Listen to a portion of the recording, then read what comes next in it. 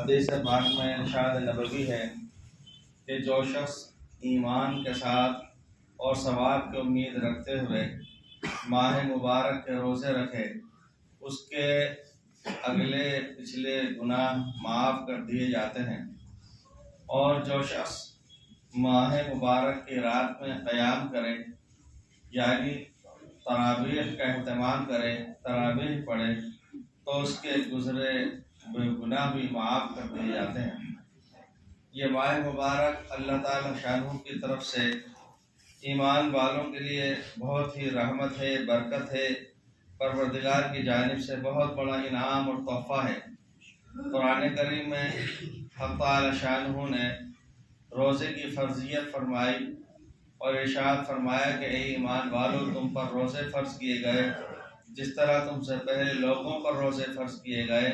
تاکہ تم متقی پرہیزگار بن جاؤ۔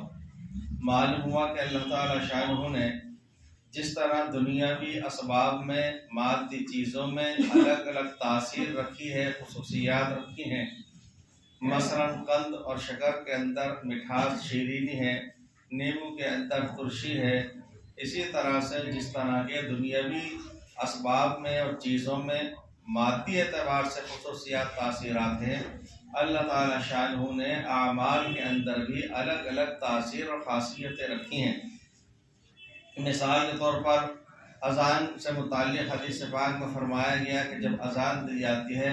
تو شیطان وہاں سے بھاگتا ہوا جاتا ہے۔ جہاں پر اذان ہوتی ہے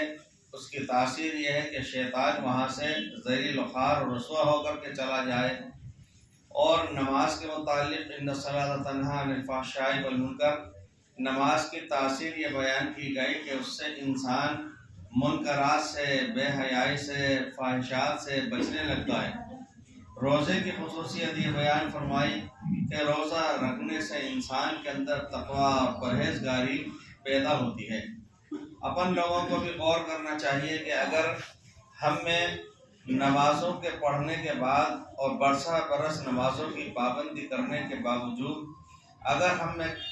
بے حیائی، فواحشات اور منکرات اور گناہوں کی کمی نہیں ہو رہی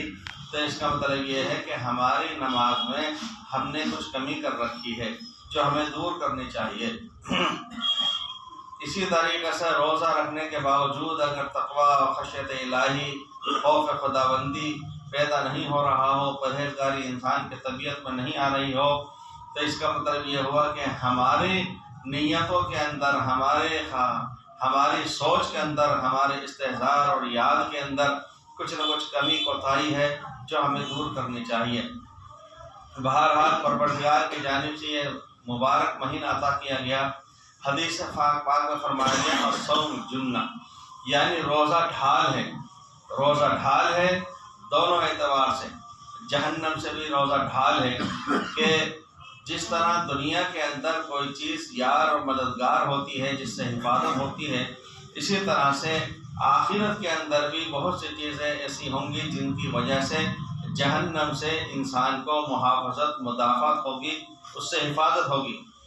قبر کے اندر بھی بہت سے اعمال ایسے ہوں گے جو انسان کے وہاں پر کام آئیں گے اور اس کی وجہ سے خداوند قدوس کے عذاب سے اور قہر سے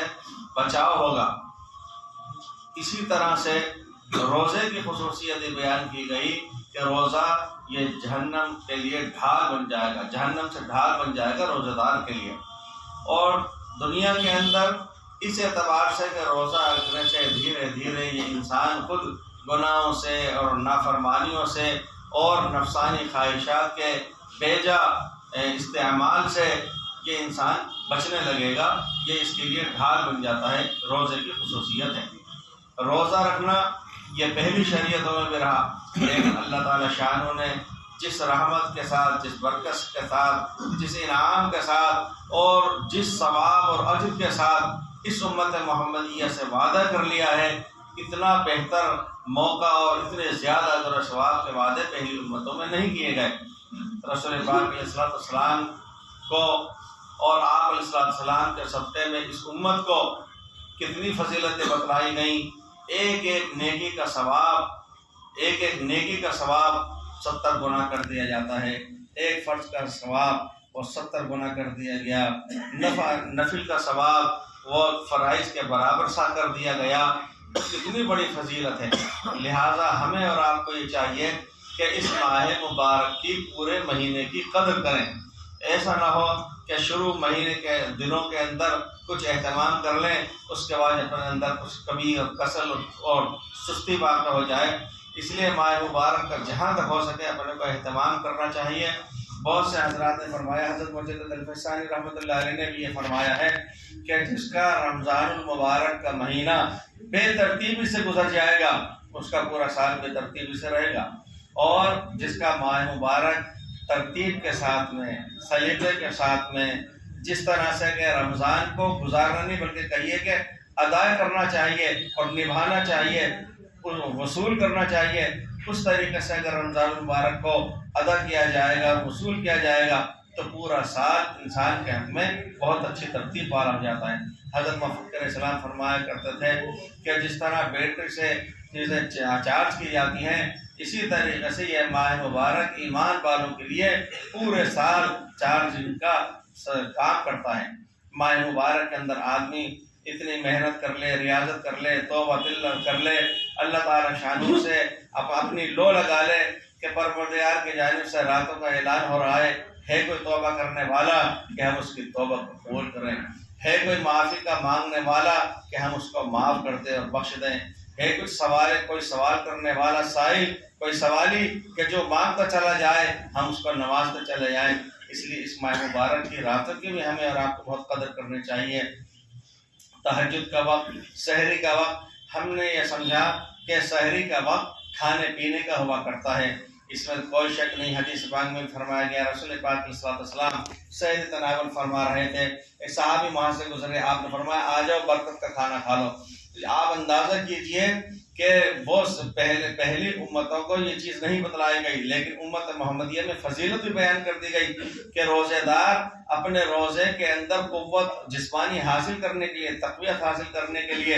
اور شام تک وہ روزے کو آسانی سے نبھا لے، اس کے لیے وہ سحری کر رہا ہے، یعنی اپنے مفاد کے لیے، اپنی غرض کے لیے، اور حدیث پاک میں اس کو بھی اجر و ثواب کا باعث بنا دیا گیا، اس پر ثواب بیان کر دیا گیا۔ تو ہم یہ نہ سمجھیں کہ سحری کا وقت صرف اور صرف کھانے پینے کا وقت ہے، بلکہ سحری کا وقت تو اللہ سے لو لگانے کا وقت ہے۔ بہت سے ہمارے دوست احباب ساتھی، بہت سے انسان کچھ کام کرتے ہیں، قرآن پاک میں کہا گیا ہے وَهُمْ يَحْسَبُونَ أَنَّهُمْ يُحْسِنُونَ صُنْعًا، سورہ کہف میں یہ بات بیان کی گئی ہے کہ بہت سے لوگ کوئی کام اچھا سمجھ کے کرتے ہیں،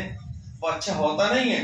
وہ انسان سمجھ رہا ہے کہ میں اچھا کر رہا ہوں، حالانکہ وہ اچھا نہیں ہے اس کے حق میں۔ اسی طریقے سے ہم اور آپ بعض اوقات ایسا کرتے ہیں، مثلاً اپن نے ریڈیو چالو کر لیا، اپن نے کوئی ریکارڈنگ چالو کر لی، آوازیں چالو کر لی، بجائے اس کے ہمیں مسلح بچھا کر کے تنہائی کے اندر پروردگار کے سامنے 4 رکعتیں یا 8 رکعتیں جس طرح میسر ہو سکے وہ نفل تہجد پڑھ کر کے اللہ کے سامنے اپنا ہاتھ پھیلا کر کے خود کے حق میں، اپنے گھر والوں کے حق میں، عامت المسلمین کے حق میں، فلسطین کے حق میں، مظلومین کے حق میں آپ ہم دعا کا اہتمام کر سکتے ہیں۔ وہ جہنم وہ جہنم کے بھبکتے ہوئے اور دھڑکتے ہوئے انگارے کہ اگر وہ سمندر کے اوپر اس کی چنگاریاں ڈالی جائیں تو سمندر کا پانی خشک ہو جائے، لیکن آپ غور فرمائیے کہ اس جہنم کے بھبکتے ہوئے اور دہکتے ہوئے انگاروں کو ایمان والے کی آنکھ کا ایک ندامت اور شرمندگی کا آنسو بجھا دیتا ہے۔ اللہ تعالیٰ شانہ نے، پروردگار نے ایمان والے کے اس شرمندگی اور ندامت کے آنسو کے اندر کتنی بڑی تاثیر رکھی ہے۔ تو ہمیں یہ اہتمام کرنا چاہیے کہ جب اپن سحری کے اندر اٹھیں تو ہماری نیت اور ارادہ صرف یہ نہ ہو کہ ہم کچھ کھائیں گے پیئیں گے، اس کے ساتھ ساتھ یہ بھی ہونا چاہیے کہ ہم اللہ سے لو لگائیں گے، راز و نیاز کی باتیں کریں گے پروردگار کے ساتھ میں۔ ایک طرف سحری کا اہتمام ہو رہا ہو اور دوسری طرف اوقات کا، اپنے وقتوں کا بھی اپنے یہ ایک یاد رکھنا چاہیے ہمیں کہ جو ایک بات مثل مشہور ہے، جو صوت ہے وہ قوت ہے، جو جاگت ہے وہ پاوت ہے۔ لیکن میرے بھائیوں، ہم اور آپ اندازہ لگائیں، ہم دکان کھول کر کے ہاتھ پہ ہاتھ رکھ کر کے صبح سے شام تک اگر بیٹھے رہیں اور کسی کو دکان میں چڑھنے نہ دیں، کوئی فائدہ تو اس کا نہیں ہوگا۔ ہم کارخانہ کھول کر کے صبح سے شام تک بیٹھ جائیں، مشین چالو نہ کریں، ہاتھ نہ ہلائیں، کوئی فائدہ تو نہیں ہوگا۔ اسی طریقے سے ہمارے بہت سے عزیز دوست اور نوجوان ساتھی وہ ماہ مبارک کی راتوں کے اندر یہ سوچ کر کے ارے یار 12-1 تو بج ہی جاتا ہے اور 4 بجے سے آوازیں لگ جائیں گی، 2-2.5 گھنٹے چلو اور ویسی گپ شپ کے اندر گزار لیتے ہیں اور وہ جاگ لیتے ہیں۔ یاد رکھنا چاہیے ہمیں کہ جاگنا یہ اپنی ذات سے کوئی عبادت نہیں ہے۔ صرف جاگنا، بیدار رہنا یہ کوئی عبادت نہیں ہے۔ جاگنا عبادت کے لیے وہ عبادت ہے۔ اگر ہم رات کو حدیث پاک میں فرمایا گیا عشاء کی نماز ایمان والا جماعت کے ساتھ اہتمام سے پڑھ لے، پھر فجر کی نماز بھی جماعت کے ساتھ پڑھ لے، آدھی رات عبادت کا ثواب عشاء کی جماعت سے، آدھی رات عبادت کا ثواب فجر کی جماعت سے، اس کو پوری رات عبادت کا ثواب ویسے بھی مل رہا تھا۔ ماہ مبارک کے اندر ایک ایمان والا اگر جا کر کے عبادت بھی کرتا ہے تو بے شک وہ تو سونے میں سہاگا ہے، اس کا تو کوئی جواب ہی نہیں ہے۔ لیکن اور ایک ایمان والا ایسا ہے کہ جو رات کے اندر جاگ بھی رہا ہے، کر کچھ نہیں رہا، بالکل کچھ نہیں کر رہا، نہ وہ گناہ کما رہا ہے نہ وہ نیکی کما رہا ہے۔ لیکن اگر کوئی جاگ رہا ہے اور جاگنے کے اندر زبان سے کوئی دولت بلا وجہ کے خیسے کے لیے نکل گئے، لا یعنی باتیں نکل گئی، وہ گناہ گار ہو گیا۔ وہ یہ سمجھ رہا ہے اچھا اب جب رمضان ختم ہوگا یا 27 شب میں کہیں رو کر کے کوئی دعا کا اہتمام ہو رہا ہوگا تو وہاں پر اس سے کہا جائے گا کہ تو بھی تھوڑی سی اللہ سے رو کر کے دعا مانگ لے۔ وہ یہ سوچے گا، کہے گا میں نے پوری رمضان میں ایک رات نہیں سویا۔ تو وہ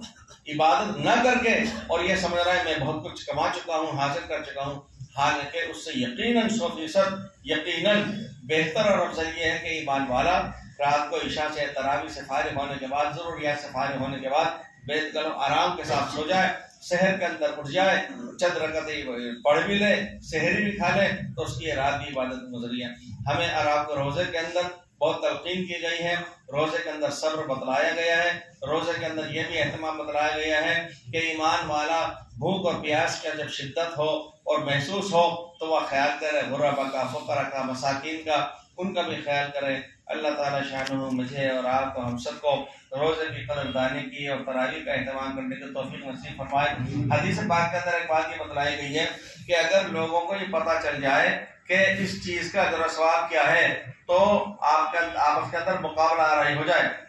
اذان دینے کا ثواب کتنا ہے، پہلی صف کا ثواب کتنا ہے۔ پھر ہم اور آپ کو اہتمام تو یہ کرنا چاہیے تھا کہ صف اول کا اہتمام کرنے کی کوشش کریں، لیکن میرے دوستوں بہت سے ساتھیوں کو دیکھا جاتا ہے وہ یہ زیادہ بہتر سمجھتے ہیں، سب سے زیادہ کامیاب وہ ہے جو سب سے پیچھے کی جگہ پہلے سے روک کر کے بیٹھ جائے، اور پیچھے اگر اس نے سنت کی نیت باندھ لی دوسرا آدمی آگے بھی نہیں آ پاتا۔ ہمیں اس ماہ مبارک کے اندر کوئی تربیت لینی چاہیے اور اپنی عادت اچھے سے اچھی بنانے کی کوشش کرنا چاہیے کہ جو آگے بڑھتا ہے پروردگار بھی اس کو آگے بڑھاتا ہے۔ اللہ تعالیٰ شاید